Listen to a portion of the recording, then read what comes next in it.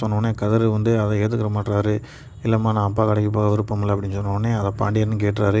கேட்டுட்டு ரொம்ப கோவமாக பேசுகிறாரு. அதாவது நம்ம என்ன சொன்னாலும் அவன் கேட்கவே மாட்டேன் அப்படின்ற மாதிரி சொல்கிறாரு.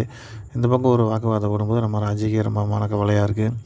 அதை வந்து தெரிஞ்சுக்கிட்டு நம்ம பாண்டியன் என்ன சொல்கிறாருன்னா, அதாவது வீட்டுக்குள்ளே என்ன பிரச்சனை இருந்தாலும் வாழ வந்த பிள்ளை உனக்கு ஒன்றும் இதெல்லாம் ஒரு விஷயம் இல்லை, வீடு என்ன சண்டை இருக்கத்தான் செய்யும் அப்படின்ட்டு சொல்லிட்டு போயிறாரு.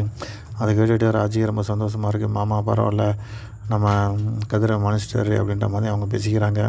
இது ஒரு பக்கம் இருக்க, வடிவேலு வந்து என்ன பண்ணிடுறாங்கன்னா, நேராக வந்து அம்மாவை போய் பார்க்க போகிறாரு. போன இடத்துல வந்து கோமதி போகிற கஷ்டத்தெல்லாம் வந்து சொல்கிறாரு. அங்கே ரொம்ப கஷ்டப்பட்டுக்கிட்டு இருக்கு கோமதி அப்படின்ற மாதிரி சொல்லும்போது அவங்க அம்மானால ஏற்றுக்கிறவங்கள ரொம்ப அழுகையாக வந்து அழுக ஆரம்பிச்சிடறாங்க. இது ஒரு பக்கம் இருக்கும்போது அந்த நேரம் வந்து சக்தி வேலை அவங்க அண்ணனும் வந்துடுறாங்க. வந்தவுடனே கோவம் அதிகமாகிடுது. கோமதி நினச்சி நீ அழுதுகிட்டு இருக்க, ஏம்மா நான் உங்களை பாதுகாப்பாக வளர்க்க நீ வந்து உன் மகளை நினச்சி கவலைப்பட்டுக்கிட்டு இருக்கியா அப்படின்னு சொல்லிட்டு கோவப்பட்டது மட்டும் இல்லாமல் நேராக வந்து கைப்பிடிச்சி இழுத்து தரன்னு அப்படின்ட்டு வெளியில் இழுத்துட்டு வந்து விட்டுறாங்க. அதாவது ரோட்டுக்கே கூட்டு வந்து விட்டுறாங்க. அப்போ வந்து இந்த பக்கம் பாண்டியன்னு குடும்பத்தில் எல்லாருமே பார்க்க வேண்டிய ஒரு சூழ்நிலை ஆகிப்போகுது.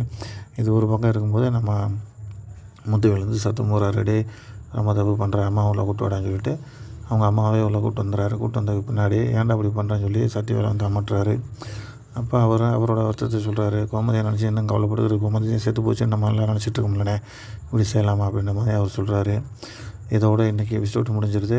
இங்கே பார்த்தீங்கன்னா நம்ம வடிவேலு வந்து வீட்டில் வந்து நடந்த விஷயத்த சொல்கிறாப்புல. அதாவது அம்மாட்ட போய் நான் பேசிக்கிட்டு இருந்தேன், அதை கேள்விப்பட்டு ஆத்திரப்பட்டு இந்த மாதிரி பண்ணிட்டாங்க, அவங்க தான் இந்த மாதிரி இருக்கிறாங்க, மிருகமாக வாழ்கிறாங்க அப்படின்ற மாதிரி சொல்கிறாரு. தொடர்ந்து பார்ப்போம். லைக் பண்ணுங்கள், ஷேர் பண்ணுங்கள்.